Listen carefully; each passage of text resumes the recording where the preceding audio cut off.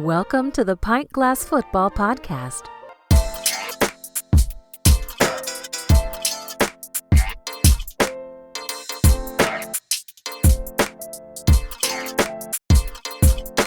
This is Pint Glass Football. Drink beer, talk NFL and college football. I'm your host, Brad Fowler, and McKinsey Brewing is the official beer of Pint Glass Football. Follow them at McKinsey Brewing. Follow us at pintglassfootball.com. If you're new to the show, hit that subscribe button. What's up, PGF Nation? We are back with another loaded episode. NFL training camp updates, a star running back once traded, college football realignment, NFL quarterback tiers. We'll preview the NFC West and a lot more to get to. But joining me to break it all down, my co-host, Alex Higdon. Alex, what's going on?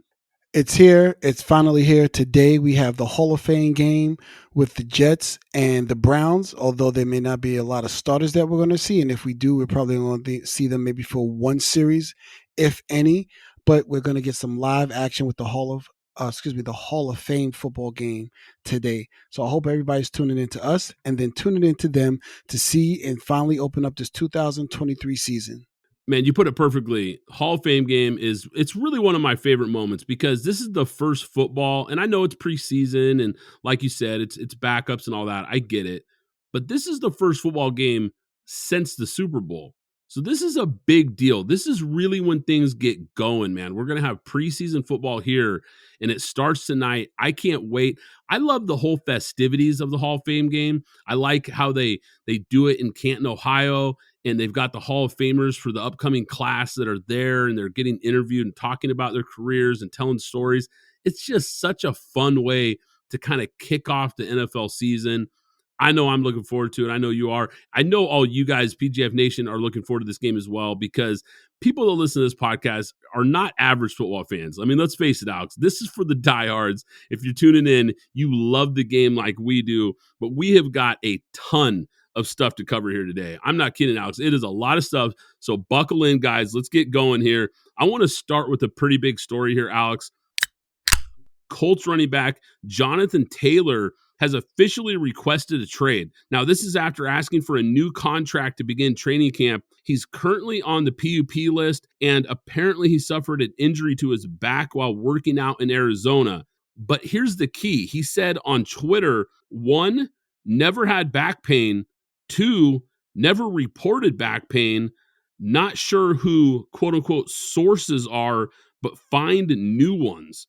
Now, Taylor is entering the final year of his rookie contract. I understand that he wants a new deal or a new team, but Colts owner Jim Irsay admitted last week no contract talks have taken place. This story has gotten really crazy here, especially with Jim Irsay and some of the things he's responded with. We can jump into that as well. But what are your thoughts here on the initial trade request here from Jonathan Taylor? Well, Brad, forgive me. I know that we spoke about this, and more than likely we spoke about it off mic when I was talking about, it was happening in real time. And I want to say it was happening when we were actually recording that Jim Irsay, as well as Jonathan Taylor's agent, were literally going back and forth on Twitter, where Jim Irsay made his initial comments about running backs, and Jonathan Taylor's agent responded with saying, since when don't you pay the best players, the best offensive players on your team? Make it make sense. And then from there, it continued with a lot more from Jim Irsay. Going back and forth, we know he's one of the more boisterous owners out there, and I would say, for lack of a better term, loose cannon in terms of what he says. And this is where I think a lot of this is stemming from that interaction to where Jonathan Taylor made the inference that he wants to be traded. Now, I'm not sure if this would be the right move in the current climate of the R&B market, given that Josh Jacobs is still unsigned, still under franchise tag, has not signed a franchise tag, and has not come to a deal. In lieu of what happened with Saquon Barkley with his one-year deal, the running back market is still in flux. Kareem Hunt is still sitting out there, as well as Zeke, as well as Dalvin Cook as well. I know we'll talk about those guys later, but I think this is something that's not going to happen. He's not going to hold out of camp. He's only had one true year of production, albeit one incredible year of production when he ran for over 1,800 yards and I believe 15, 16 touchdowns. But it's just 1 year in his 4-year career. And he's entering, I believe this would be his last year, as he was a second round pick, the last year of his deal. So I'm not sure from a business point if this is what I would do right now, being that he doesn't, his track record of staying healthy and staying on the field is very shaky.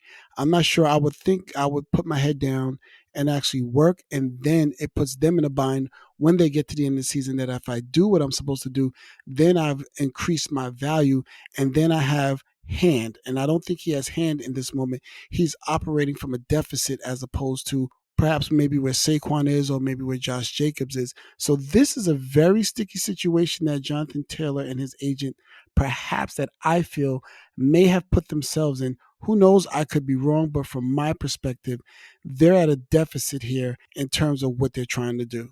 Yeah, and you're right about Jim Irsay, Colts owner. This guy has been a loose cannon for years. We know that. He told The Athletic, quote, "If I die tonight and Jonathan Taylor is out of the league, no one's going to miss us. The league goes on. We know that. The National Football League rolls on. It doesn't matter who comes and who goes, and it's a privilege to be a part of it." This is one of those moments where owners just need to be quiet. Like, nobody needs this from Jim Irsay. I hate when these owners get involved like this. And a lot of times Jim Irsay does this and just makes these types of statements. It's just not necessary. But when you listen to those kind of responses, it's pretty clear he's not going to be paying Jonathan Taylor anytime soon. I think it's only a matter of time before Jonathan Taylor's on another team. I don't know if it's going to be a trade. I just don't know what to make of this, but this is a bad situation when you've got a rookie quarterback, a highly talented young running back who really could have been having a bounce back season. I talked about him as being a guy that I thought going into this year has a potential to have a big bounce back season and really help this young quarterback. This situation, you said it, Alex, it's gotten sticky. It's gotten messy. Nothing about this I like if I'm a Colts fan. The Vikings and Danielle Hunter agree to terms on a new 1-year deal worth up to $20 million. Now, the deal includes $17 million fully guaranteed and a provision that prevents Hunter from receiving a franchise or transition tag in 2024. Now, reports have said that the Vikings have listened to trade offers for Hunter earlier this offseason. We talked about this, Alex, and we've talked about this Vikings team, and this was a guy to circle and watch here this offseason because Minnesota released Dalvin Cook, they traded Zadarius Smith, and they let Dalvin Tomlinson walk in free agency. It felt like Hunter was going to be moved as well, but the Vikings bring back their leading pass rusher from last season, a guy who had 10.5 sacks. Hunter will be a free agent again next spring. What are your thoughts on this deal, Alex? I think it's a good deal for Danielle Hunter. We talked about him previously, what he was able to do as defensive end, and then what he did last year as a linebacker in a 3-4 when they completely changed the offense. Still an effective linebacker in terms of an edge rusher, getting 9.5 sacks, and then also being able to drop back and to pass and cover as well. So I think this guy has shown he's a complete edge rusher. He knows what he's doing, whether you want to put his hand in the dirt, whether you want to stand him up, put him at linebacker position, and be able to still do things. So I respect the Vikings for going to him and working this out. And it seems to say that from his perspective, he wants to be happy. He says that he hopes that he remains a Viking forever. So I think this is what in lieu of what we just said previously with Jim Irsay to what we're looking at now, it looks an organization and ownership and GM taking care of a player that should be taken care of. Really good player, really kind of an underrated player in a lot of ways, because like you said, to be able to transition from those two systems and have the success that he's had just tells you how talented he is. But this Vikings team, I just don't know what to make of this team right now because we've talked about them a lot this offseason, Alex, getting rid of so many key players. It just feels like a quiet rebuild. It feels like they're moving in a different direction, but they still kind of want to win this upcoming season. It's like no man's land. I don't really know what to make of this team. I understand keeping him on for 1 year. He's probably not going to be there next year. Kirk Cousins is probably not going to be there next year. I think we're going to see a much different Vikings team after this season, but I understand why they wanted to have him on for this season because maybe they feel like they still have a window right now where they can win games. Miami Dolphins cornerback Jalen Ramsey went down with a torn meniscus, a knee injury during training camp. It's going to require surgery that will knock him out for a big portion of the 2023 season. Now, Ramsey was traded from the Rams to the Dolphins earlier this offseason for a third-round pick and tight end Hunter Long. This is a major blow for the Dolphins defense that could have opened the season, Alex, with one of the best cornerback duos in the league. Yeah, losing Jalen Ramsey, I mean, the reports are kind of all over the place. I think I heard from 6 to 8 weeks, and then I saw Schefter say until November or December. So I don't truly know, or I don't know if an official word has come out on how long he's going to be out, but how long he's going to be out. But here's the caveat to everything. Vic Fangio. I have a level of such respect for this man and the schemes that he does and how he can coach defenses. And I'm not saying he can make up for the deficiency, but I think they have a guy in place that knows what needs to be done to make up and try and hold the fort until Jalen Ramsey gets back and they can have what we initially thought they would have going into the season as one of the more formidable defensive backfields. And not to mention, this is the same guy when we first saw Bradley Chubb into the league. This was his coach. So if it's anybody that can unlock Bradley Chubb, and along with Christian Wilkins and what that defense has been able to do before Jalen Ramsey got there, they'll be able to maintain. And now they have a full season of Bradley Chubb coached by Vic Fangio. This defense is going to look different. It's still going to be solid. It may not be as an elite as we thought it might have had a chance to be with Jalen Ramsey there, but it still will be a formidable defense, and hopefully they can hold the fort and do the things that they need to do to maintain until Jalen Ramsey returns. Yeah, I agree, Alex. As you know, Vic Fangio, I think he's the best defensive mind in the game, at least in the conversation, certainly. And I'm with you. I think this defense is going to be just fine. It does hurt this team, but when you look at the Ramsey side of things, he's 28. He's still playing at a high level, but you have to wonder what he looks like when he returns from this injury, and just wonder if his best football is unfortunately already behind him. And, there's been a lot of other injuries. We would be remiss if we didn't mention the injury to Tim Patrick in Denver as well. I believe he has a torn Achilles, so he's going to miss his second season, again, after coming off of an ACL. And what that does to that Denver wide receiver core, we know that KJ Hamler also came out, even though he may have not been a big part of, and I believe he was fourth on the depth chart coming into training camp. He has a heart issue as well, so he won't be with the team. I know that they did sign somebody off their practice squad. Excuse me, not off their practice. They did bring in another wide receiver, another body for camp, but they will be looking to see what they can do, and I won't be surprised if they bring in somebody, one of those free agents that are still out there that may still be available, a la maybe perhaps Jarvis Landry, to come in and assist with and bring some more depth to that Denver wide receiving core. This wide receiver room is looking thinner than expected going into the season. I'm with you. It'll be really interesting to kind of see what they do here. If they make a move in free agency to bring somebody on, I expect them to do that, Alex. I think you hit it on the head. This is just the unfortunate, sometimes ugly side of training camp and preseason in the NFL. Buffalo Bills safety Damar Hamlin practices in full pads for the first time since his cardiac arrest last season on Monday Night Football. He said, quote, "It feels amazing to be back. It's a roller coaster of emotions. I was kind of all over the place being back for the first time. God doesn't make mistakes. I'm on God's timing. As much as the NFL is on schedule, this is God's timing. That's my strength in all this right now. I pretty much lost my life playing this sport, so to come back and do it all again, it's all over the place. I'm rooted in my faith. I'm rooted in love for my family, my teammates, and the love all around the world. Simply awesome, Alex." When I read these quotes, I got goosebumps. I mean, this is just one of those amazing stories. Absolutely awesome. I don't know if you saw when he presented the Pat Tillman Award for service at the ESPYs recently, with the Buffalo Bills training staff who helped save his life. Huge emotional response. I mean, this story was so hard when it happened. It was such a scary moment to see this guy back on the field, back playing with his teammates and getting ready for the upcoming season. It's just incredible. Absolutely. I mean, that was a primetime game.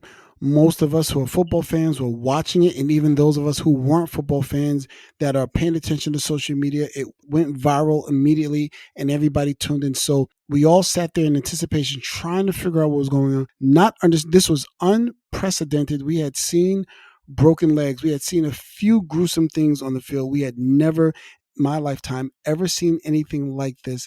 And for this young man to now be on the field, to now be prepared to put on full pads, I can imagine the emotions that he may be feeling. I can imagine the emotions the first time he tackled someone and then got up, or maybe the people that were watching around when he begins to hit people and when he goes down and gets back up. What is happening? From what I understand, obviously there's a lot of extra medical staff on the sideline at actually all of training camp due to what happened to DeMar Hamlin, but specifically in that Buffalo training camp to see, and everyone's holding their breath every time he makes a hit until they feel comfortable. And then the person that's actually going through it, DeMar himself, to feel that, to get that hit in and then be able to get up, walk to the sideline, get a few, knocks on the head, a few high fives of the play that he did. So it's very good to see, very good for him, very good for Buffalo, very good for the NFL. Cowboys running back Ronald Jones got hit with a 2-game suspension for violating the NFL's PED policy. He signed with Dallas as a free agent in March. Jones is in a training camp battle for a backup role behind Tony Pollard. This could be a big setback, and it does open the door for the Cowboys to potentially go after a guy like Dalvin Cook or maybe Kareem Hunt in free agency. Well, I'll say this. I had always been looking for Dallas to get another running back. I know we talked about Tony Pollard in one of our earlier pods, and I know we differ in terms of what I feel about Tony Pollard as a lead back versus what you feel, but I always felt they needed to go get someone else. Initially, that person, being that they had Rojo, I always thought that person should have been Kareem Hunt. But now, with Ronald Jones getting suspended, and what's going on there. If I'm not mistaken, the last I looked, which was about maybe 3 days ago, the Cowboys did have about $10 million worth $10 million under the cap. I'm sure any capologists out there can be crafty, maybe get him in for maybe about $5 million and maybe put some incentives on top of that with touchdown and or yards to make this deal work. And Jerry Jones, they should be able to come together and figure some things out, because you're going to need a running game with Zeke gone, regardless of how anybody felt about him. Or perhaps maybe does this even open up the door for them to bring back Zeke? Who knows?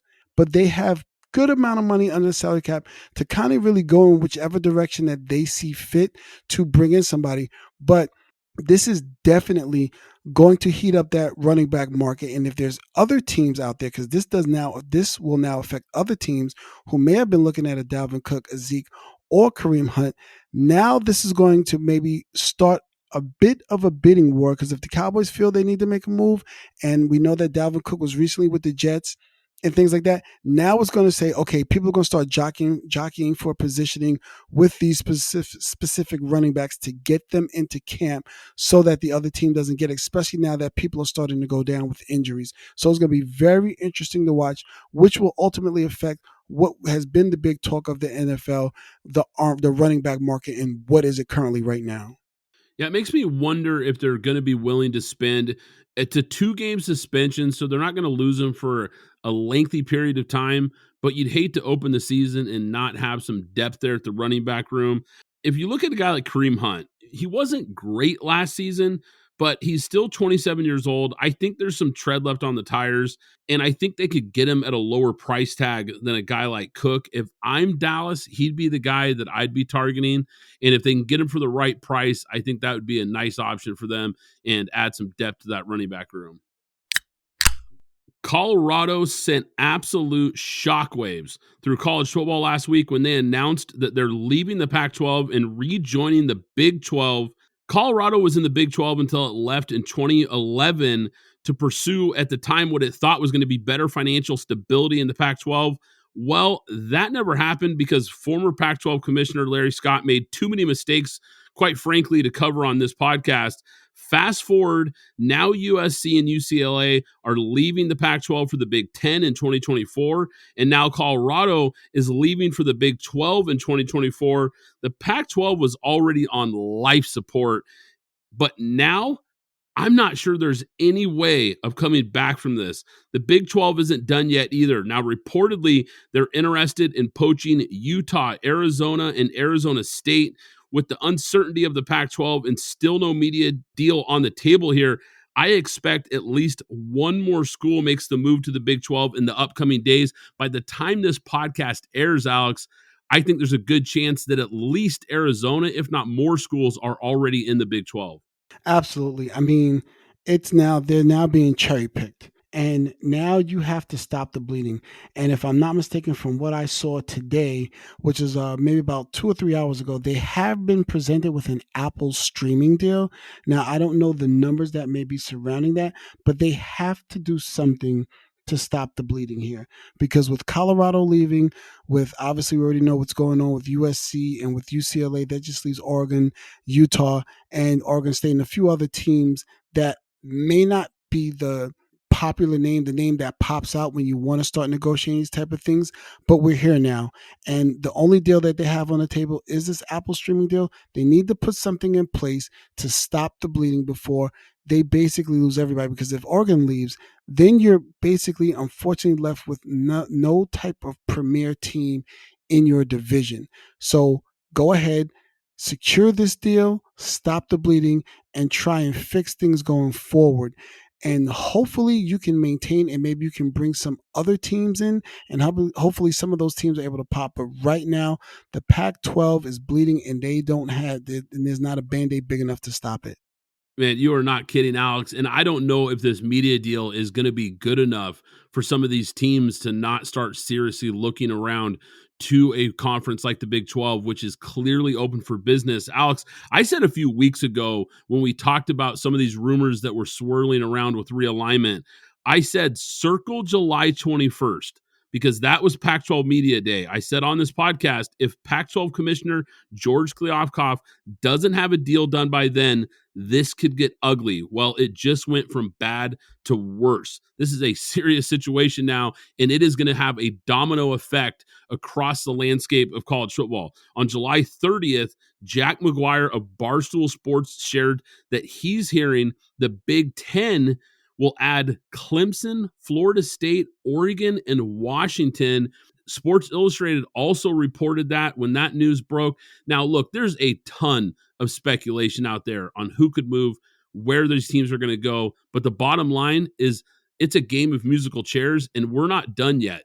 A lot of these big premier teams, like an Oregon, like a Washington, and maybe some of these ACC schools, they're in a little different situation because they're locked into a grant of rights deal that goes through 2036, where the Pac-12 deal ends at the end of this upcoming season. So the Pac-12 is ripe for the picking, so to speak. Like you mentioned there, the ACC, it's a little messier, but we know there's been reports that a lot of teams in the ACC, like Florida State, Clemson, and others, they've been frustrated with their deal and are looking for a way out as well.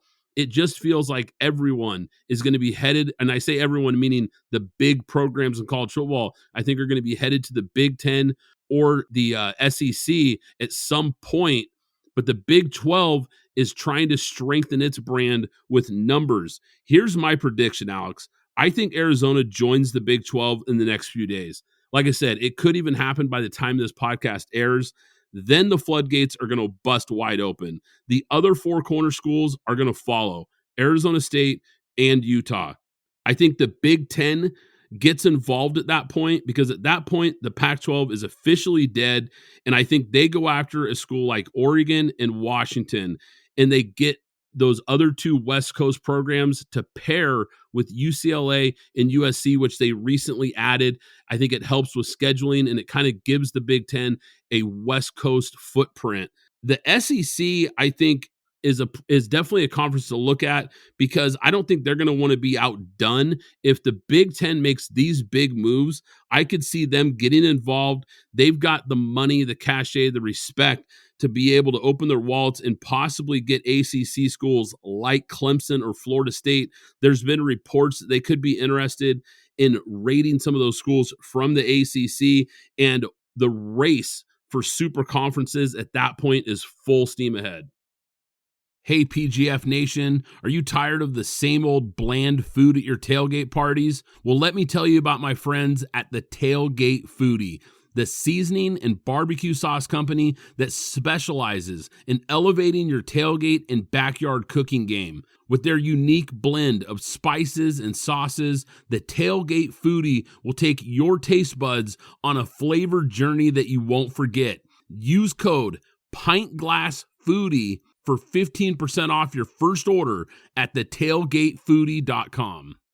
Zencastr is the ultimate web-based podcasting solution. It provides high-quality audio and video podcast production and hosting. With a full suite of professional tools, podcasters can seamlessly record, produce, and publish studio-quality content all from one dashboard.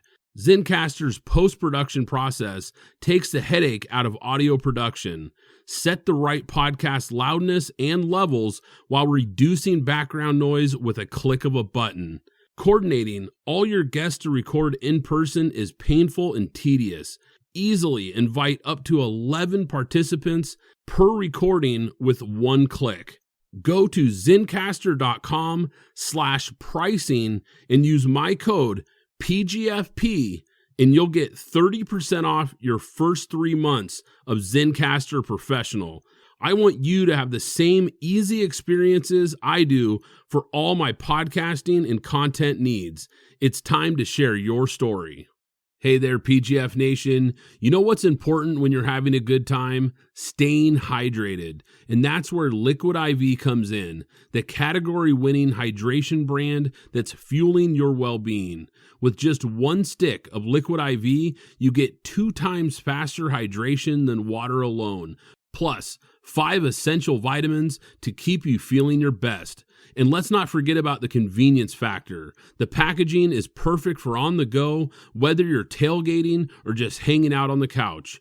But what really sets Liquid IV apart is the amazing flavors. Personally, I'm all about the Concord grape and lemon lime. And with 3 times the electrolytes of traditional sports drinks, Liquid IV is made with premium ingredients to give you the hydration and nourishment you need.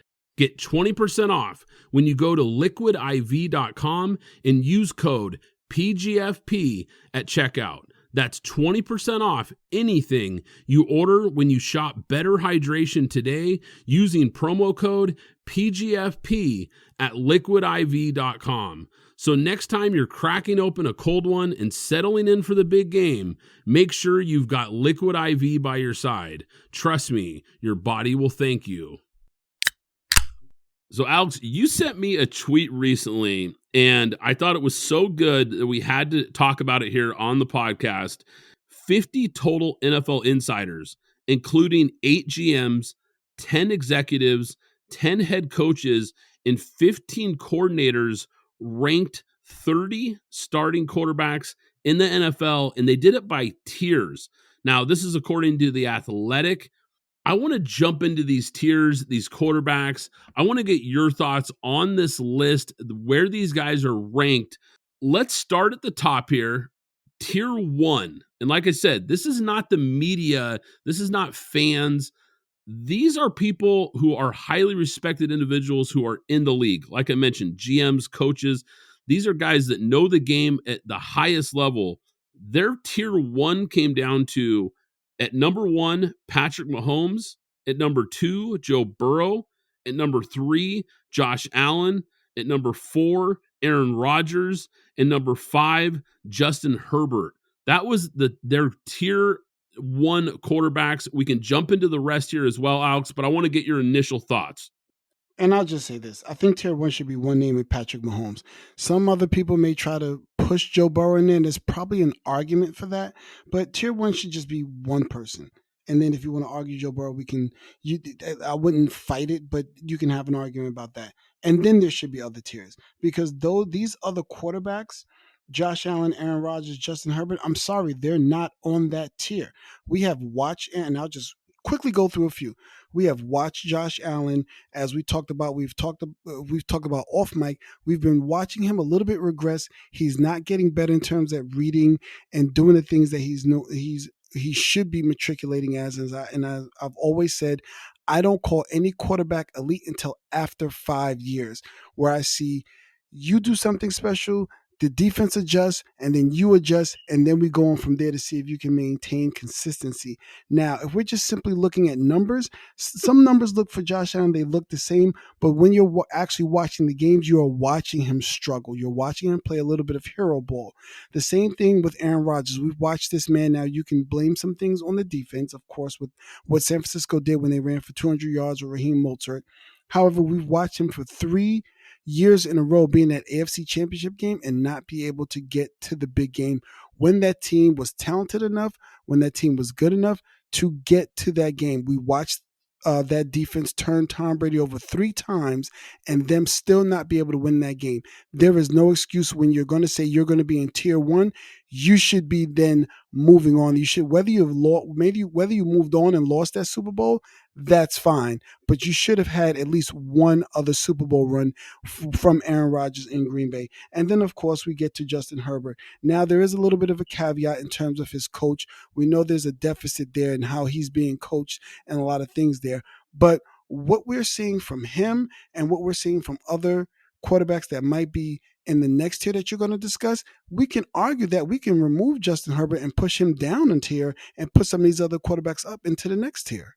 Yeah, I think I'm with you on Patrick Mahomes being on a tier by himself. I mean, this guy is really something else. We know he really is the best player in this league, and it's not really that close. Now, I don't have a problem if we wanted to put Joe Burrow in that same category, but I think those are really the only 2 guys that have any discussion to be in tier 1. I like what you're doing here because I think they could have separated tier 2 into that next group, which is Josh Allen, Justin Herbert, and Aaron Rodgers. I'm fine with those guys being in tier 2. If we wanted to make a smaller tier 2, I'm more than okay with it. Like you mentioned there with Justin Herbert, I think the coaching has held him back. Aaron Rodgers, the playoffs have held him back. I know he has a Super Bowl under his belt, but you hit on it perfectly. With Josh Allen, he went from 2 years in the league, he was a bust. Then all of a sudden he gets Brian Daboll and Stephon Diggs, and he looks like an MVP caliber player for a couple seasons. He loses Daboll, and now all of a sudden he takes a step back. So I think there is a case to be made. As good as Josh Allen is, as talented as he is, being the MVP favorite multiple times in recent years, the Bills being Super Bowl favorites in this era with Mahomes, I think is an insult to Kansas City, and I think it's a little bit of overhype on Josh Allen. Not to take anything away from him. I think he's easily in this top 5 discussion. I don't think that's even debatable. But you can be a top 5 quarterback and still be slightly overrated. Let's jump into their tier 2. Now, like I said, this isn't our tiers. We're just going through it here. Tier 2 starts at number 6 with Jalen Hurts. At number 7, Lamar Jackson. At number 8, Trevor Lawrence. At number 9, Dak Prescott. At number 10, Matthew Stafford. At number 11, Deshaun Watson. At number 12, Kirk Cousins. A lot to be discussed here, Alex. What do you make of this group? Who's too high? Who's too low? What do you think about this group? Well, the first thing here is Trevor Lawrence. Trevor Lawrence should be at number 7. And we can actually argue for him to be at number 6, but Jalen Hurts proved a lot last year. Just as Trevor Lawrence took steps, Jalen Hurts took steps that took him to the Super Bowl. But to have Lamar Jackson above Trevor Lawrence, when we watched Trevor Lawrence and the first time he was able to go to the playoffs in a game where he had the team had 5 turnovers in that first quarter, to show the fortitude to get through that, to come back in that game, and then to win that game, and not only win that game, then to go to Kansas City, and if Jamal Agnew doesn't, if I believe he fumbled the ball, that's a game, or they even win that game. So this wasn't just, they just made it pass and then they got blown up by Kansas City. No, they went then to the potential champions and then gave them a run for their money. So this wasn't anything light to take. Lamar Jackson, unfortunately, due to him being hurt the past 2 years and then what we've gotten from him in the playoffs, he has not been what we've seen from Trevor Lawrence. Trevor Lawrence is showing that he is quickly ascending past Lamar Jackson, and potentially, as I spoke about earlier with Justin Herbert, we can actually maybe even argue for Jalen Hurts or Trevor Lawrence to be in that tier one and to bump Justin Herbert down. Now, the other person in this group that I have an issue with is Matthew Stafford. Matthew Stafford only had the 1 year, and then if we're just looking at, I'm not sure, we weren't able to look at what they really looked at, what they were trying to consider, but Matthew Stafford is on the decline. I can't have him above Deshaun Watson. I can't have him above Kirk Cousins. And looking at what I saw from the Netflix special, we can talk about it later with Patrick Mahomes and Kirk Cousins. Kirk Cousins is the consummate, consistently doing what he does. We can talk about primetime games. We can talk about a few different things. But what we have gotten from Kirk Cousins, we know exactly who he is. And he's consistently been that guy. Deshaun Watson was out of football. He had not played, so last year, we don't know. But Matthew Stafford is on the decline with his arm. We know the Rams tried to trade him. He should be lower. He should be lower on this list. And again, there's some people in that next tier that I'll mention that you can probably discuss that should be up where Matthew Stafford is, and he should be in tier 3. Yeah, I knew this tier was going to get really interesting. So I'm going to push back slightly on Trevor Lawrence. And look, by the end of this upcoming season, I think he could easily move up this list. Here's the thing. We can't overrate Trevor Lawrence because of his potential and how he was viewed coming into the NFL as this generational prospect. Because let's face it, if he was a late first-round pick who played like crap his rookie year, then only really started playing well the last 8 or 9 games or so in year 2, there's no way he'd be this high on this list. Or trying to put him in tier 1, especially not over Justin Herbert, who's been tearing it up his first 3 years in the NFL despite the worst coaching in the league. I can't put anyone from tier 2 above Justin Herbert. Now, I'm with you. Lamar Jackson has had his struggles in the playoffs and things like that, but I got to pump the brakes a little bit. For me, it's just too small of a sample size to be pushing him ahead of a league MVP like Lamar Jackson on Trevor Lawrence being ahead of a guy like Lamar Jackson. Now, by the end of the year, he certainly could be because, like I said, he is a guy that's ascending, but I do have to factor in sample size to a certain degree. And with Jalen Hurts had an incredible year, and he had a big season, and he's been easily one of the most improved quarterbacks we've seen in this league. I'm not sure I could push him ahead of some of these other guys. Now, they've got him just outside of tier 1, but Jalen Hurts is another guy that his first couple of years in the league, the Eagles weren't even sold on him. Going into last season, it was a make or break year for this guy because they didn't even know if he was going to be the guy. Now, he took a huge step forward, but he's also got a great, great team around him as well and some pretty high-level coaching. And I think that matters because speaking on the coaching, we saw the step forward that Trevor Lawrence made when he had a real coach, something that you touched on there, Alex, that Justin Herbert has quite frankly never had.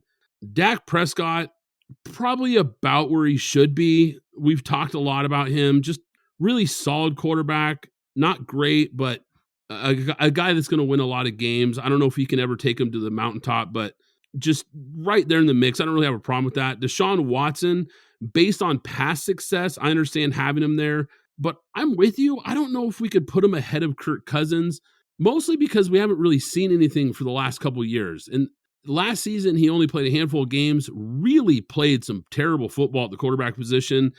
Now, he's a guy who could bounce back, maybe climb back up this list. Matthew Stafford had the injuries last year, but he's only 2 years removed from a Super Bowl in a pretty high-level season. And he's another guy that had a lot of good years in Detroit, just not a lot of team success because of the team around him. And going back to it again, look at what happens when a talented quarterback gets paired with a great coach. He gets paired up with Sean McVay. He instantly finds success and wins the Super Bowl. So what about tier 3 here, Alex? What do you make of number 13, Kyler Murray, 14, Derek Carr, 15, Jared Goff, 16, Russell Wilson, 17 is Tua, 18, Jimmy Garoppolo, 19, Daniel Jones, 20, Geno Smith, 21, Justin Fields, 22, Ryan Tannehill, 23, Mac Jones to round out tier 3. What do you make of this group? This one is also kind of odd to me. So, first off, number 13, gosh, number 13, Kyler Murray. I mean, I'm confused on what we're looking at here. We understand the talent.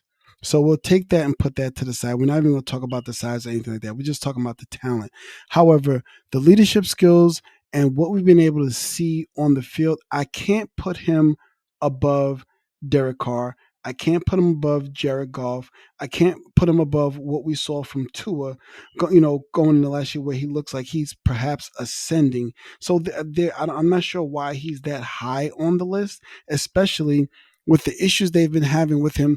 What we talked about, the clauses that they had to put, that they felt they needed to put into that contract, the leadership issues that we've heard from Larry Fitzgerald and others on that team. So I'm not sure why he would be this high on the list. I can only assume that they're looking at the talent. Derek Carr, he's definitely a top 16 quarterback. I always say once you get to 8, anytime you get to the top 8, anywhere between 9 and 16, those guys can fluctuate throughout the season because just the fluidity of what's going on and who gets hot and so on and so forth. So I don't have a problem with him there. Jared Goff, he looks to be an ascending quarterback with Ben Johnson. I talked about this off mic earlier. Ben Johnson was a first-year offensive coordinator. He had Jared Goff looking like a number 1 pick. Now there's a book on what Ben Johnson likes to do, what he likes to call. Now defensive have had an entire offseason to adjust. Now let's see what adjustments Ben and Jared can make to continue his ascension. So I don't have a problem where he is. Russ, I'm fine with that. What we saw from last year, I 1000% think he's better than what we saw last year. But again, to your point about coaching and the other things around him, there was a lot of things. So I think he's a person that can easily jump up into that tier 2 with no problem. Tua, I think, is a bit low because he looked like he was ascending. I'm assuming that is solely based on injury. So I'm again assuming that they're basing that on injury. So that's fine. Jimmy G, Daniel Jones. I mean, I don't know. I probably would have them below Geno, and I will push Geno up a little bit more because going into the season with that running game, with Jackson and Jigba Smith on that team as well, giving him another weapon, another year in that system, I think I would have to push him up higher over Jimmy Garoppolo and Daniel Jones. I think now here's the one person that I'll point out. I think there's a lot of overrated salt that people are putting on Justin Fields because, respectfully, not his fault. But what we saw was a lot of backyard football from Justin Fields because of that battle line, because of not being able to have a consistent running game. He was just kind of making a lot of things up on the fly. We have not been able to see him play quarterback. So I don't know if I would put him. I can say the same thing about Mac Jones. When you have a defensive coordinator and a special teams coach as your offensive coordinator, you're going to have some problems as well. So I don't know. And based on what I've seen from Mac Jones, who I think his ceiling can be Alex Smith, I have to push him up that list over Justin Fields. And again, Ryan Tannehill, he can remain in there. I mean, I guess he's right because when we get to the next tier, we'll see a lot of, really just first year quarterbacks and rookies. So I don't have a problem with him being there, but I probably would do a lot of adjusting between 18 and 23 specific, and especially getting Kyler Murray off the top of that because I don't believe he belongs there at all. Let's start with Kyler Murray. You're right, Alex. At 13, at the very top of tier 3, get out of here. I mean, get out of here with this. Are you kidding me? Based on talent, I can see it. And you touched on that. Really talented guy. But what has he done at all to show you that he's a top 13 quarterback in the league? This is nonsense. There's no way he belongs this high on this list. That might be one of the worst ratings of any of these quarterbacks that we've mentioned. There's no way I'm putting him ahead of Derek Carr. There's no way I'm putting him ahead of Jared Goff. There's no way I'm putting him ahead of Russell Wilson, who I know had an awful season, but it's one bad year. When has Tyler had one good year? So it's nonsense to have him ahead of any of these guys. Tua, I like what you said about him, a guy who's been on the rise. Small sample size, so I kind of get that. Not a big body of work there. Quite frankly, Jimmy Garoppolo. There's no way I'd have Kyler Murray ahead of Jimmy Garoppolo. And people might push back on that, whatever. I don't care. Jimmy Garoppolo has been a consistent, at least above average starter in the league for several years and has had playoff success and played in big games, won big games.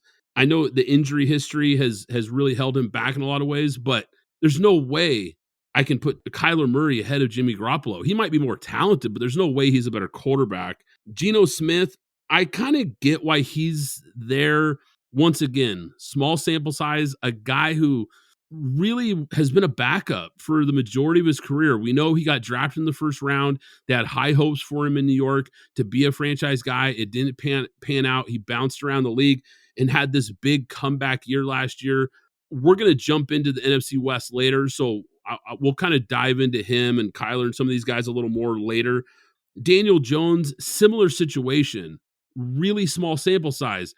He had moments where he played okay in his first couple years, but last year was really the first year where he actually looked like a capable starter. Now, he didn't blow you away with great numbers, but he had a nice season, looked like a guy who could lead a team. But once again, not a lot to go off of there. Ryan Tannehill being way down this list, man, that just tells you exactly how the NFL feels about this guy, because he's had a decent amount of success in the league, but clearly people are low on him. I mean, being below Justin Fields, man, that's crazy, because look, I like Justin Fields. I like his upside. I loved him coming out of Ohio State. I don't think we've seen his best football. But you're right, the backyard football, he hasn't learned how to play the position at a high level yet. It's really hard to have him ahead of a guy like Tannehill or even a guy like Mac Jones, who I know didn't have a great season last year. But some of this comes back to something that we've talked about here. We got to look at the situations. Daniel Jones had a terrible coaching situation until Daboll came in. You look at Mac Jones, he had a good situation year one, had a really nice rookie year. Year two, he has a terrible coaching situation with Judge and Patricia calling the plays, and he takes a step back. So I think that has to be factored in when we look at these guys. Tua is another really good example of coaching, because we saw Tua play average to below average for a couple of years with Flores as the coach, a defensive-minded coach. Mike McDaniel comes over, brings his system over, and we see him flourish. And, of course, they added some pieces around him as well, and that certainly helps. I don't know how long you want to spend on the last tier here, but just to round it out, tier 4 starts with, at number 24, Brock Purdy. At 25, Kenny Pickett. At 26, Jordan Love. 27, Baker Mayfield. 28, Sam Howell. 29, Desmond Ridder. And at 30, Gardner Minshew. Any thoughts here on that last group? One thing about number 26, watch out for Jordan Love. He's in this tier, but similar to what we saw from Geno Smith, they now have a quarterback that's going to play within the system and play the calls that are played and play exactly how the coach wants that game to be played with that running game and that defense. Watch Jordan Love this year and watch the ascension that he has. When we start going through a lot more of our picks, there's going to be some surprises, because I think Jordan Love's going to surprise a lot of people this season. Yeah, I like it, Alex. Yeah, I don't have a whole lot to say. Brock Purdy, a guy who came on last year. We know the story. We're going to be excited to see if he can back it up here in year 2. Now, we know he's coming off the injury. We don't know what he's going to look like, the timetable. We talked about that last week on the pod, but he's an interesting guy that if he puts it together and looks like he did last season, he could be a guy that shoots up this list quickly. Jordan Love is just a huge question mark. Now, we know he's a former first-round pick. We know he had a lot of talent coming out of Utah State. Small school guy, though, didn't play against the best competition. I had some questions about him coming out of the draft. He was a late first-round pick, but the Packers traded up to get this guy originally. So they were high on him coming out of the draft. Now he's been in the system for a couple years. I like some of the young playmakers. Packers are going to be a fun team to watch and a team that might surprise people. I'm with you. I'm excited to see what he can do in this system with these pieces around him. Baker Mayfield, man, how far this guy has fallen, a former number 1 pick. Not alone. I mean, let's face it, he's on a long list of top 1, top 2 picks that just don't pan out. I think that's just the unfortunate story of him. He just never really became the guy. Even though he had a little bit of success with the Browns, he never really put it together, and he's headed for a career backup role, I'm sure, after this season. Sam Howell, we don't know what we're getting with him. I think it's interesting, though, that the Commanders made him the starter when they had a chance to draft a guy this year. Clearly, they think they might have something with him, a 5th-round pick from last year. I've heard some reports that he's looked good, some mixed reports. It'll be interesting. We're going to see what they have here, but not a great situation for him. Last week, we started the NFL division previews. We're going to stick with the West here and jump to the NFC West. Let's talk about the dumpster fire that is the Arizona Cardinals, Alex. Kyler Murray is hurt. They're paying players to leave the team. Their new head coach, Jonathan Gannon, already seems like he's in over his head. Head coach, OC, and DC will all be in their first season at their positions. This is not a great formula for success. Well, Brad, as you know, and we do, just so everybody knows, me and Brad speak a lot off air. So we've always gone back and forth over things. And this has been one of my top hot takes outside of the Bills not making the playoffs. I believe that the Arizona Cardinals are going to completely tank this year. I do not believe we will see Kyler Murray. I believe they will hold him out for the entire year. I believe they will go after that number 1 pick. They will get that number 1 pick, and they will be able to trade it if what we believe is either Drake May or Caleb Williams available and be able to get a haul, and hopefully they can right the ship similar to a lot with what Seattle did and hitting on a lot of those draft picks with the trades that they made. They should be able to get a haul for that pick, that top pick, and hopefully begin to set the table right and get this team going in the right direction. But you're absolutely right. This is a complete dumpster fire. I'm not sure about this head coach. I would have been a person that would have gone after Brian Flores because I think you need someone that comes in there with an iron fist, with a lot of discipline, that can right the ship. Whether he won or not, I think he would have been able to change the culture and get everybody on the same page, which is what I believe they needed, especially if you're looking at Kyler Murray as your leader. Now, we talked about their draft before. I like what they did with Paris Johnson, B.J. Elijah, Garrett Williams, and a couple of other players. They look to have some people. However, Buda Baker wants out.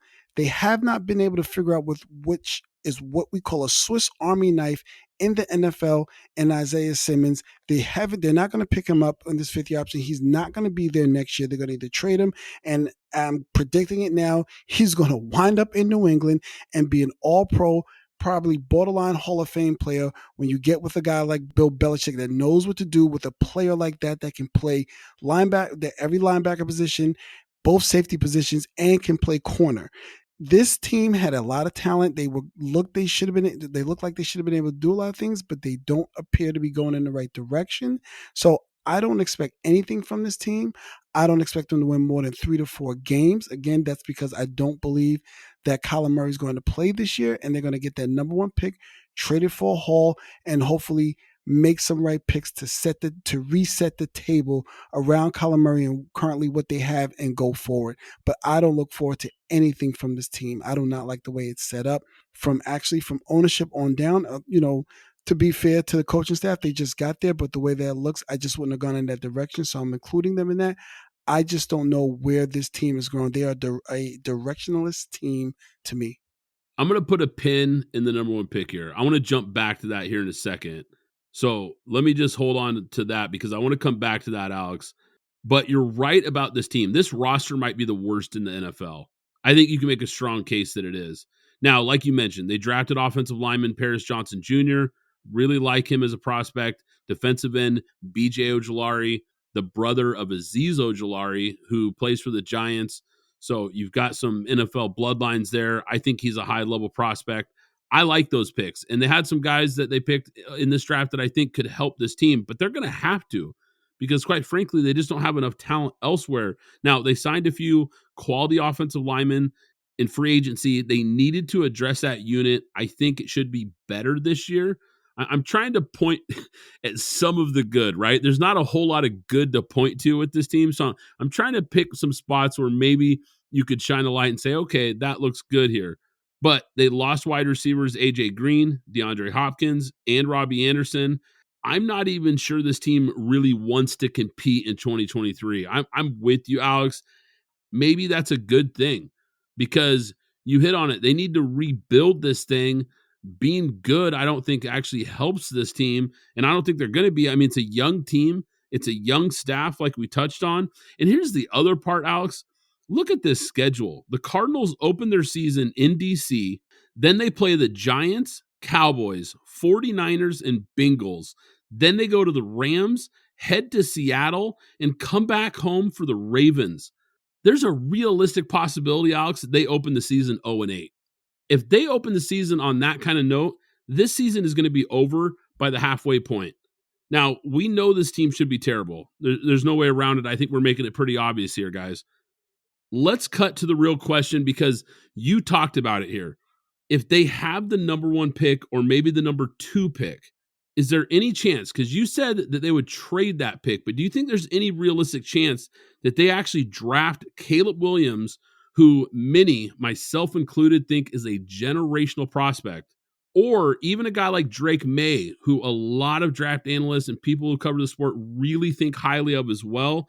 Do you think there's any shot there that they pivot? And I know Kyler got a contract and that makes it a little messier, but could they pivot here and try to rebuild this franchise at the most important position? So if they trade him, that leaves them with a dead cap space of $46 million. Even if they post 6-1 trade him, that gives them a dead cap of $13 million in 2024, a dead cap of 33, and it does save cap savings of 38. So they can get crafty with it, but a contract that high, and you're at a deficit, and you would definitely 1,000% want to get that guy out of the building.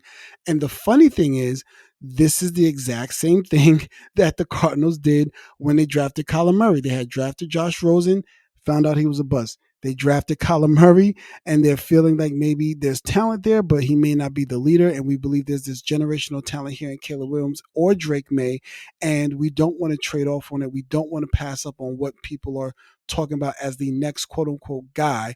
And maybe it's worth them doing the nuclear option with that contract the way that's set up, and then trading him to another team so that they can bring this guy in. And again, as I said, reset the table.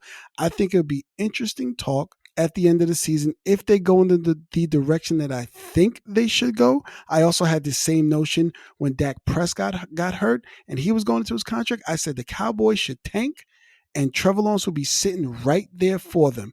And they did not do it. And here they are. But still a good team, but here they are. So I don't know. It's interesting to talk about, and I think it'll be something that we'll be able to keep an eye on as we go through the season. Yeah, and with college football right around the corner here, just side note, I can't wait to watch this guy again. He was electric at USC last year, and Drake May, for that matter, was a really fun watch as well. I think both these guys have the chance to be really high-level players, but Caleb especially. I think this guy, if he follows up and gets even better off of the season he had last year, I think he has the potential to really be one of the highest graded prospects we've seen maybe in the last 10, 15 years. I think he's going to be in that conversation with a guy like Trevor Lawrence and Andrew Luck as being one of those really generational prospects with the chance to be a big time player. And that's going to be really hard for them to pass on if they are sitting there with the number 1 pick. Now, side note here, quick side note. You're a New York guy, as we've talked about, but you're now living down in North Carolina. Are you going to go see Drake May play this year? How far is it out to UNC from where you're at? You going to get out to the game? 45 minutes away. If I can get to a game, because it is madness. People, if you don't know anything about that, the Research Triangle area, Duke, UNC, and NC State are literally only 10 minutes from each other. So you can imagine when it's basketball or football, it is simply a madhouse in that metropolitan area and all those universities being so close to each other to get anywhere. So since I've left New York, I've kind of gotten used to not having any traffic and not being in complete utter chaos. But this is one that I might have to go see for myself and take an opportunity to go see. Yeah, I hope you do. I know I would want to take advantage of it if you've got a top 2 prospect, a guy like this in your backyard. I know that I would have to go see him live. I hope you do so you can report what you see, because there is something different about seeing these guys up close. And not that you can't tell how good a guy is on TV. It's nothing like that. Or, the All-22, we know how important that stuff is. But there is something special about being able to see a guy live and kind of get a feel for him. So I hope you do, Alex, and report back this year and let us know what you think when you see him here.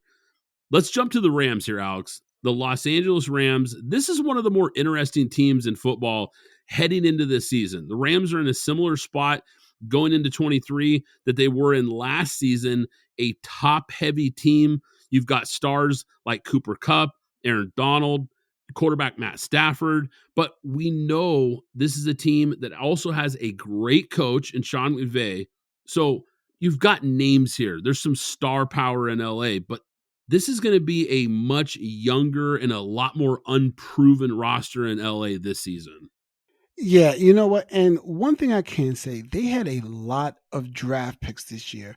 They might not have a lot of top end draft picks, but when they got through those third to fifth round picks, they had a lot of picks, and that was something that they really needed because, as you said, they're very top heavy, and depth is something that they truly needed. So when you look at what they drafted it all over the place, basically at every position, including quarterback. Now, Stetson Bennett is not a guy to me, but what we listened to and what we found out this offseason and them trying to move on from Matthew Stafford, we know that there can be, at some point in time, going into this next offseason, it's going to come up again because they realize, and this is what, I put on my CEO hat, this is what you do. You realize a declining stock and you try to get off of it, and you need to reset the table again. And also, let's also remember Sean McVay was also contemplating leaving and heading to the booth. So you as an ownership and you as a GM have to make a lot of decisions again, coming up again, that you're going to be looking at throughout this season and going to the offseason, be at a crux again on what, feeling tight again on what is McVay going to do? Can we move on from Stafford?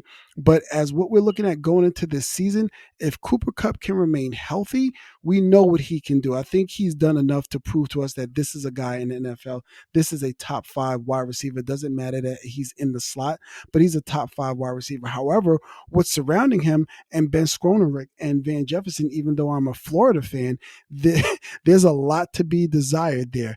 They lost it. They still have Tyler Higbee and the offensive line, and they added some offensive linemen from the draft there, but they still have not been able to get a consistent running game.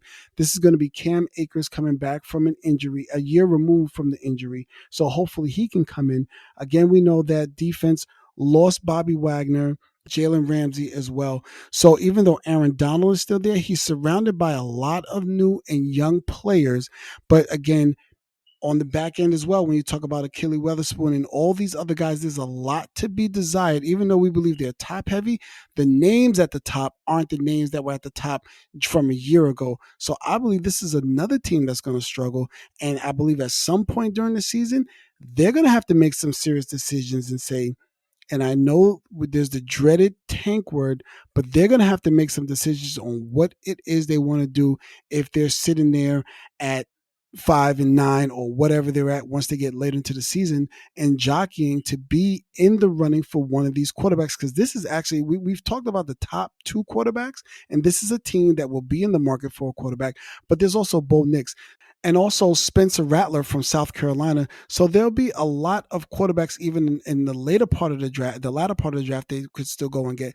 I think, and the reason I'm talking in this fashion, because when you start to look at a talent and what they have on a team, it's just simply not looking good. And who knows if Matthew Stafford can even get through the season again with what we've seen with the arm issues that he has been having. So when I look at everything holistically, I'm not sure what this team is going to do. I can't see, just simply based on Sean McVay's coaching and the will of Aaron Donald around that defense, trying to lead that defense, and Cooper Kupp, I would say maybe perhaps 6 wins if this team just stays intact throughout the season, but I cannot see them in any type of playoff hunt. Yeah, Alex, when you look at some of the changes and you hit on some of them, they hired Mike LaFleur to be the offensive coordinator. I like that move. It fits what they do. It fits their scheme. It's a guy that McVay knows and is going to trust there. I think that's going to be a good move. Now, neither one of us was really that excited about their draft class. There's a few guys that I like, but not that exciting. No first-round pick once again and minimal cap space. The Rams' only roster improvement tool, so to speak, was the 2023 NFL draft. So they need to hit on some of these guys. There's no doubt about it. Some of these guys are going to have to perform if this team's going to do anything, but they haven't drafted an all-pro or pro bowler in their last 5 classes. So this is not a team that has utilized the draft. It's not a team that has built their team with the draft. They pushed all their chips into the table to get that Super Bowl, and it paid off. And look, I think a lot of Rams fans, if you ask them, they'd say, hey, I'll take it, mortgaging our future for a Super Bowl ring, and they did it. But now you've got to pay the price. Now we're on the backside of that Super Bowl ring, and we're seeing what happened to this roster when it got depleted, it aged, and now you've got no draft capital available to you. Like you said, they made some moves to try to replenish it, and they had a lot of picks, but these guys are going to have to play well. Now, they lost linebacker Bobby Wagner. They lost wide receiver Allen Robinson. I'm not sure that's going to hurt too much, but losing Jalen Ramsey, I think, is a big loss for them. I think it's their biggest offseason loss by far. He's still a high-level cornerback. We talked about him earlier. Now, they can try to continue to unload the big contracts that they have, and I think they're going to, but they can do that, or they can try to win with the team they have now. It kind of feels like they're stuck in this in-between mode. You've got a high-level coach. In theory, you should have a high-level quarterback, but we don't know if Stafford still has that much good ball left in him. Aaron Donald, still one of the best defensive players in the league. Cooper Kupp, like you mentioned, one of the best wide receivers. There's some high-end talent, but is there enough around these guys? I think Stafford and Kupp are going to need to connect like they did back in 2021. I think Donald is going to have to play at a defensive player of the year level if they're going to make any noise at all. I don't see it, though, Alex. I'm with you. I think if the Cardinals weren't in this division, we'd be talking about the Rams at the bottom. All right, let's jump to the Seattle Seahawks. Now, Seattle had what I would consider a Cinderella season last year. They really outperformed just about anyone's expectations. The big question mark this year, can they do it again? Did the Seahawks hit on their draft class again? Because last year they had that draft class that really revamped this roster overnight, especially at the offensive tackle spots. They land 2 big-time starting offensive tackles in one draft. That's pretty impressive stuff. In April, we talked about drafting cornerback Devin Witherspoon from Illinois. Really good player. Wide receiver Jackson Smith and Jigba out of Ohio State. Another guy that I think is a really high-level wide receiver for them. These 2 guys could be impact starters day one for this team. They've had an influx of high-end young players, and it's going to be really fun to see if they hit on these guys again, Alex. Now, we loved the pick of Zach Charbonnet, the running back out of UCLA, and Derek Hall from Auburn, an edge defender that I think could be an impact player as well. If they have another class like that, man, this team could be really in the mix again. What are your thoughts on Seattle? What do you expect from them? This feels like kind of a wild card team in a pretty wide open NFC. Listen, I know that we talked about Geno Smith when we were talking about the quarterback ranking and the tiers that he was in, but I'm going to give Geno Smith the benefit of the doubt. Another year in this offense, another strong running back that they brought in to strengthen that running game. We know how Pete loves to run the ball. That's going to make it a lot easier for him to throw. He's got another weapon now in Jackson Smith and Jigba. And one thing we can say about Ohio State, they may not be able to put quarterbacks into the league, but they know how to put wide receivers in the league. This is another one. Devin Witherspoon, despite how I may feel about Christian Gonzalez, this guy is a hard hitter. He's going to fit back into what they're trying to build in that backfield. Again, what they had last year with Tariq Woolen, Kobe Bryant, and Michael Jackson back there. And if Jamal Adams can stay healthy, again, what you said with Derek Hall, who is a pure pass rusher. Now, I will say this. I did see today that both Kenneth Walker and Zach Charbonnet are out. Hopefully, they're just lingering injuries that they're just trying to be careful with, and they'll be ready. And they'll be able to be ready in a week or 2 to get back into camp so that this team is hitting on all cylinders. This is the team that I have winning the division. And when we get to San Francisco, I'll tell you why. But this is the team. This is another strong draft class. We can trust in Pete Carroll. I am going to give Geno the benefit of the doubt and say that he's going to have another good year. Maybe not as efficient in what he did last year, but I believe he's still going to be a capable quarterback to play within the system. I think this defense is going to be stronger. I think he's going to have more weapons. And I think we're going to see Seattle battle and take over for this season, be the lead going into the season winning this division. Whoa. Okay. Okay.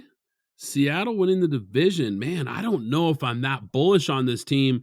I like Seattle, and I like all the points you made, and I love what they're building. I mean, this young roster is fantastic, hitting on all these draft picks, and like we just touched on with some of these rookies, I think they're going to hit on some of these guys too. This team could certainly be in the mix, and it would not surprise me if it came down to the wire. If we're talking week 16, 17 towards the end of the season, if they're in the hunt for this division, it would not surprise me. So I'll say that much. Really fascinating team. I think the biggest question mark is Geno Smith. And I'm not taking a shot at Geno when I say that. It's just like we talked about a little bit earlier, it's a small sample size. It's one really nice season, and he did kind of fade a little bit down the stretch last season as well. I'm just wondering, can he still play at that high level as the year two as the starter in Seattle? He's certainly going to have the pieces around him. He's going to have the coaching and the support system around him. And because of all those things, maybe it works out. Maybe this team is sneaky good. Maybe they're even a sneaky NFC contender. When you look at the changes to this team, so to speak, they didn't make any notable changes to the coaching staff, which I think is good because you want that stability coming into year two, especially for a guy like Geno. Now, they made a few key free agent signings. They picked up defensive tackle Jaron Reed. They brought back linebacker Bobby Wagner. They brought in defensive end Draymond Jones and safety Julian Love, who I think that was a little bit under the radar pickup. He's a pretty decent young player. Now, once again, big question mark here. I think it just comes back to the quarterback. And if he performs at the level he did last year or close to it, I think they're going to be in the mix. If he starts to regress, then it'll be really interesting to kind of see what Seattle does going forward, because they certainly are putting together a heck of a team here. Maybe we're sleeping on the Seahawks. Am I sleeping on the Seahawks here, Alex? I'm telling you, yes, I believe you're sleeping on the Seahawks because let's be real.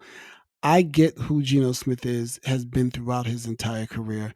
I know what this has looked like, but I am going to give him, that's why I'm reiterating that I'm giving him the benefit of the doubt. The confidence that he got, the confidence that Pete gave him, the draft that they have. I think there's a little bit of under the radar salt on the Seahawks, and I think they're going to show and prove this year. Let's jump to the 49ers, though. And this is the team that I have winning the division. I know it's the chalky pick, but the 49ers absolutely stomped the Seahawks last year. It wasn't even close. Now, the Seahawks improved, but I think the 49ers did as well. Similar to the Seahawks, but in a much different way, the question mark revolves around the quarterback. But with San Francisco, it's crazy to say, I don't even know how much it matters. Sam Darnold, or is it going to be 2021 first round pick Trey Lance? I think more than likely it's going to be Darnold, but the Niners traded 3 first rounders to move up to acquire Trey Lance. Darnold, when you look at him, we know he's been a guy that's really underachieved in his career after being one of the top picks in the draft. He's thrown 61 touchdowns, 55 interceptions in his career. I think is the question really becomes, is this going to put a lot of pressure on Brock Purdy when he comes back healthy? And is he going to be able to look like he did last season? So once again, big question marks around the quarterback position. But when you've got the playmakers like wide receivers, Deebo Samuel, Brandon Ayuk, tight end George Kittle, running backs Christian McCaffrey, Elijah Mitchell, and of course, Kyle Shanahan calling the plays and drawing it up, I wonder how much it actually matters if they just have decent play at the quarterback position. And with that defense, nearly all of their starters are back from the NFL's top-ranked defense last year, and they added defensive tackle Javon Hargrave, who had 9 sacks and had the highest quarterback pressure percentage in the league last year. I can't bet against this team.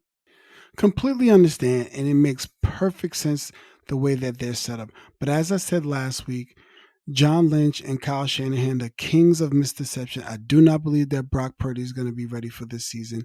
I don't know what he is. I do have a belief in Kyle Shanahan that perhaps he's going to be able to bring him along, but I think we're going to see if we're getting a full, let's just say, 13 to 14 games from Brock Purdy, it's not going to look like what it looked like last season at all.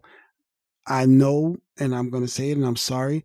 There's a little bit of overhyped juice on Deebo Samuel. I know everybody loves what he's been able to do, but he has not been able to consistently been a contributor to this team.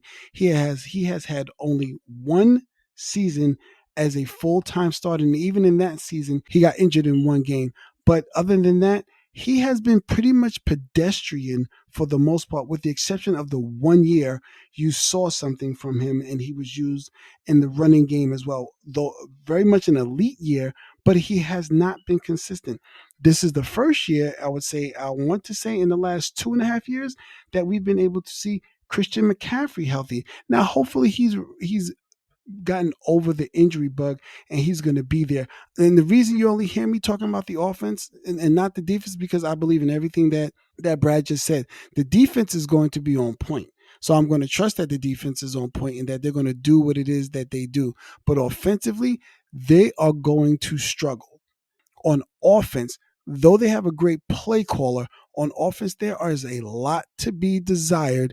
And looking at what this team is going to be able to do offensively to at least maintain what the defense is doing. Your defense can be stifling. And yes, Javon Hargrave was a guy, but he was surrounded by a great rotation of players, from defensive tackle, from linebackers and everything. So this 49ers team is not as deep as what that Eagles team was as well. And if I'm not mistaken, they do switch in and out of a 3-4 to a 4-3, where you end up sometimes having Nick Bosa at linebacker. And from what I see on their current depth chart, Cleveland Ferrell is their starting left defensive end. So there is a weakness of all weaknesses on this line. That's not saying Cleveland can prove me wrong as a Raider fan, but from what we've seen from him once he's been in the league, it has been a lot to be desired for.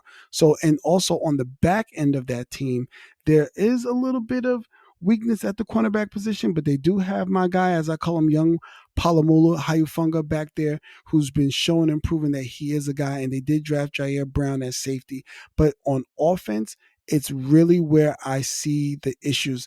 They're not deep at wide receiver. So if something were to happen to Deebo, as it has been consistently happening every year, there isn't another guy that can step in and fill those shoes. What they did last year in getting Christian McCaffrey was able to step in and take a lot of pressure off of not having Deebo Samuel. And then when he came back, you got to get the full on aspect of what that offense could be. But Brock Purdy, a full year, giving us maybe 13 years, I think we still don't know who he is. He has no resume. He just has if I'm not mistaken, a 10-game resume. And also what's going to be going forward now that defenses do have a little bit of what he's able to do. And then now, since he's not able to practice in camp, he's not going to have a full camp to get more of the playbook under him. It's still going to be a limited playbook going. So I look at them to struggle early in the season, and maybe perhaps if they can pick it up on the back end.